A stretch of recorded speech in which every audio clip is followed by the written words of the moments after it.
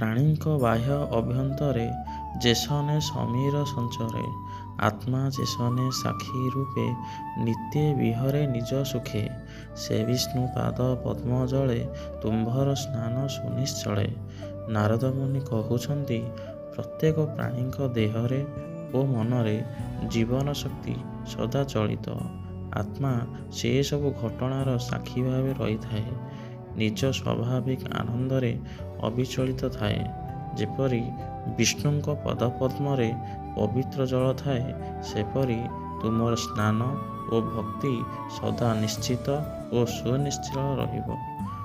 ଅର୍ଥାତ୍ ପ୍ରାଣୀର ସ୍ୱଭାବ, ଆତ୍ମାର ସାକ୍ଷିତ୍ୱ ଓ ଭକ୍ତିର ପବିତ୍ରତା ସମସ୍ତ ଜୀବନ ଓ ଶାସ୍ତ୍ରର ମୂଳ ତତ୍ତ୍ୱ।